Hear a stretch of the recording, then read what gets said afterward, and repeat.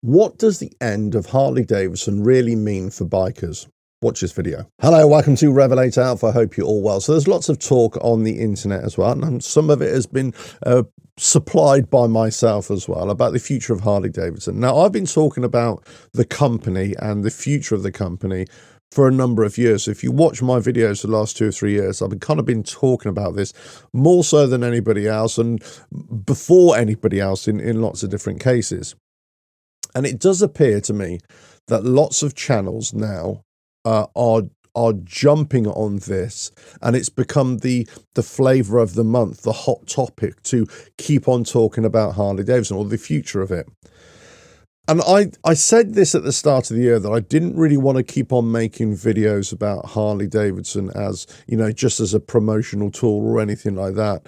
And certainly not just keep on being negative about them, because I always try to be balanced. But obviously some people perceive that as being negative.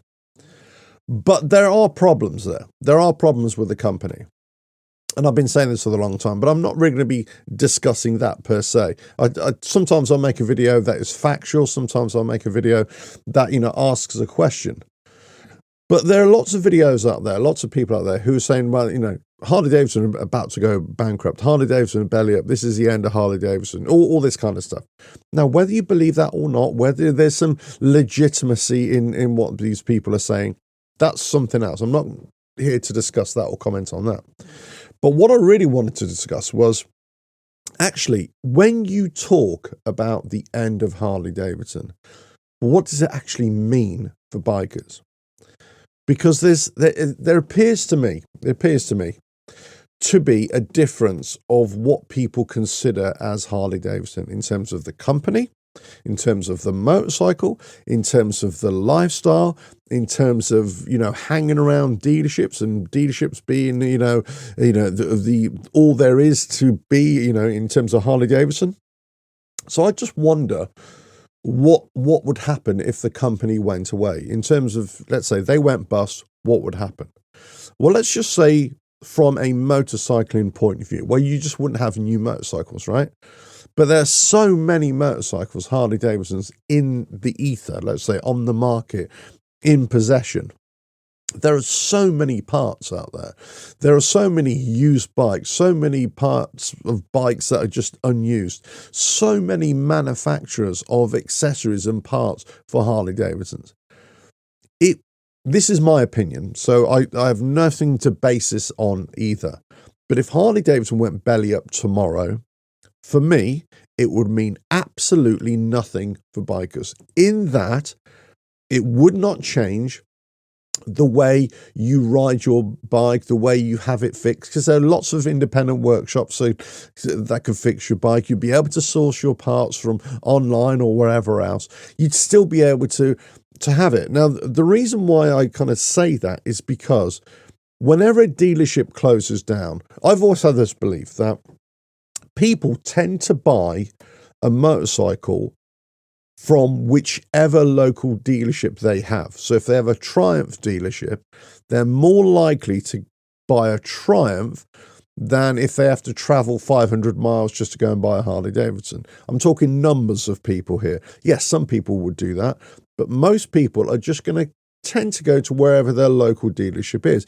So if you've got a Kawasaki, a Honda, a Triumph, you know, a Ducati, those dealerships are going to get your local trade, right? So if you've got lots of dealerships all around of one brand, let's say the United States of Harley-Davidson, then it stands to reason that that's going to be your number one selling brand in the United States, right? But as the dealerships close, or have been closing, or they've been closing and consolidated into these super dealerships, you've had to travel further. But does that necessarily mean that you're going to, you know, stop riding your bike or stop wanting to have your bike? When your local dealership closes, what do? Well, you just carry on, don't you? You just carry on. Now, some people won't carry on. They'll try and sell that bike, and they'll try and buy a bike from a local dealership selling an Indian, for example, selling a Triumph, selling a BMW, whatever it is. But most people are going to stick with what they've got, or they're going to just stick with the bike that they like. So if it's a Harley Davidson, they're going to stick with it. So in terms of you keeping your bike, riding your bike, well, I don't think anything's going to change. All you're going to have to do is look for, if you don't service your own bike or fix your own bike, so you're going to have to find a local mechanic, let's say, a local service area. Parts, you're going to have to source them. We know you can get your parts online these days as well. So I just don't think there's going to be a real issue for bikers. If the company went belly up, you just won't have new stuff coming in, new models, but you can have another 10 years supply of stock anyway from the manufacturer. They have to produce that. I think that's part of the law, that you have to produce 10 years of parts after a company goes belly up as well, or they have to have that in reserve anyway. So you kind of think, well, would there be any issue? Now, in terms of the lifestyle, well, that's an interesting thing as well, because is the lifestyle necessarily related to the company, the health of the company, or is it just related to the brand identity and the people sharing their love of Harley Davidson? And let's just say, for example, you are a fan of an old defunct brand. I don't know. Let's just say an old Italian brand, let's say Marinelli, for example, or something like that, the original ones, or an AJS or something like that, or, you know, before BSA started up again, BSA.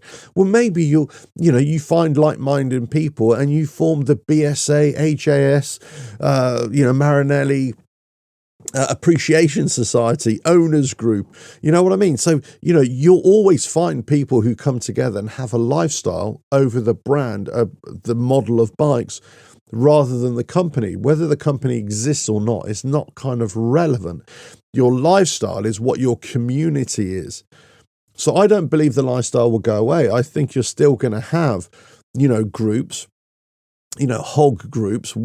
They won't be related to a company because the company won't exist, and maybe they're not even related to a dealership because maybe the dealership doesn't exist.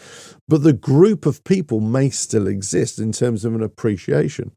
So I don't think that it will change, granted, but I don't think it will disappear.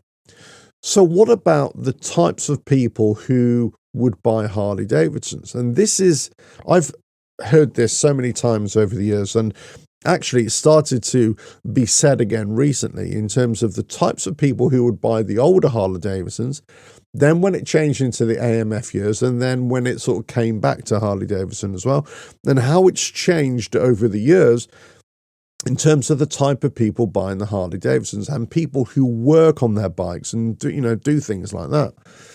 So I kind of wonder, well, actually that might be different. That might make a big difference for some people, because there's going to be a lot of people. I comment on this in lots of different things, not just in motorcycles. I comment on this for, let's say, sports and football, let's say, where you get transient people coming in, transient fans. You get appreciation society just forming, and then they'll soon drop it and move on to the next thing. I kind of feel that with a bit like a Harley Davidson at times, that many people may have come into their appreciation of Harley Davidsons, but they've got no motorcycle history, if you know what I mean.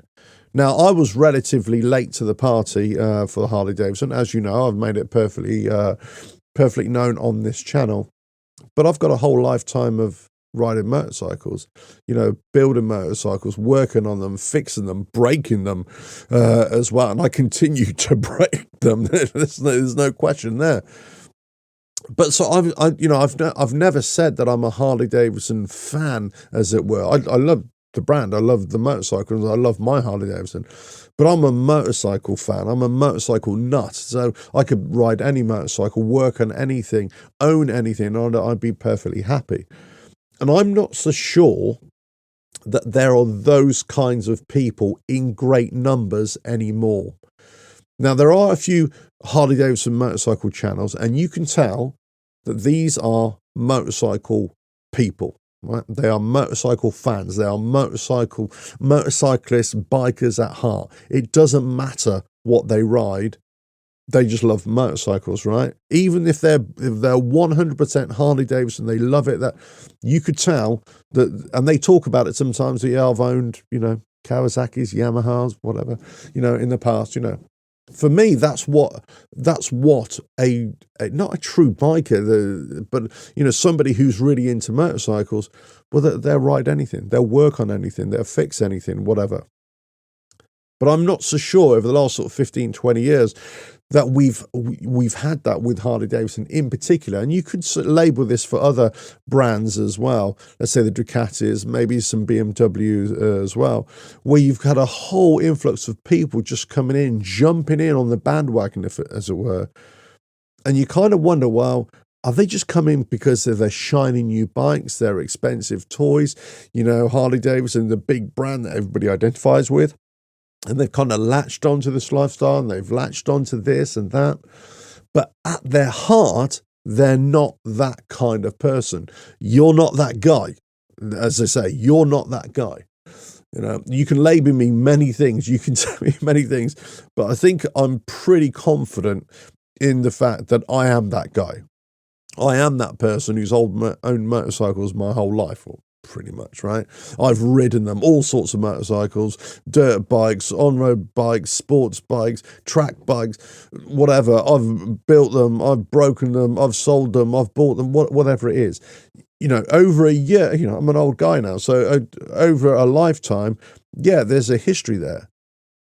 So you could say, well, okay, well, at least he might not be very good at what he does, but at least he's been involved with bikes his whole life, whereas somebody else hasn't. Now, I'm not talking about younger people, because obviously they haven't had that life experience. I'm talking about the older people who've come into it. So if Harley Davidson were to close their doors tomorrow as a company, for that group of people who I've just kind of talked about, and there's nothing wrong with those sort of people, I'm just trying to make a distinction here. When that company closes, I think it will affect those people more, because they've latched onto a company and an identity rather than it being from within, if that makes any sense. So if the company closes, I think that they will move on, if they haven't already, because of the economic issues as well. I think that group of people will move on to pastures new. They will go on to something else, I don't know, buying hot tubs or something. Or maybe they just go to another brand, let's say Indian or whatever it is. But I think that's where you'll see the shift. Whereas the people who are hardcore into motorcycles, doesn't have to be Harley Davidson, or it could be Harley Davidson, right? It doesn't have to mean anything. But just because the company closes or whatever, they'll still be 100% into Harley Davidsons, or, you know, whatever it is, motorcycles in general.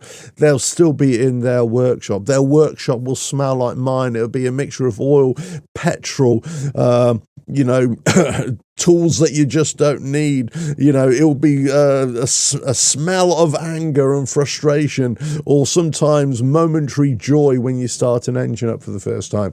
You know, that kind of thing.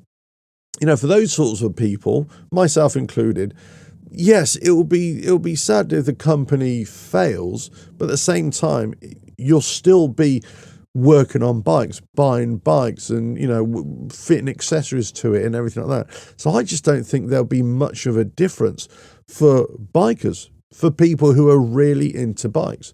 And because Harley Davidson's such a big name, and because there's masses and masses of you know, motorcycles out there and parts out there, that we could go for another 100 years and you never run out of parts. That's the thing. Let us know your thoughts in the comments below. If, like a lot of people are saying, yeah, it's the end of the road for Harley Davidson, would it really mean that much to you? Whether you're a lone biker, motorcyclist, whatever the term you want to use, right? Whether you're in a club, whether you're in a Harley owners group, whether you're part of a dealership, whether you work at a dealership, all this kind of stuff, what would it really mean to you? Because unless you're involved in the business of selling motorcycles, let's say like a dealership or work for the company, I can't see it really being a problem for you. I just think that you're going to find other ways to get your bikes fixed, or fix them yourself. Let us know your thoughts in the comments below. If you like what I do here, just keep on watching the videos. Don't forget to check out my motorcycle books and lifestyle books and occupational books on the website RevelatorAlf.com/books. Right. on to the next video. If you like what I do here, as I say, keep on watching, and I'll catch you again. Bye now.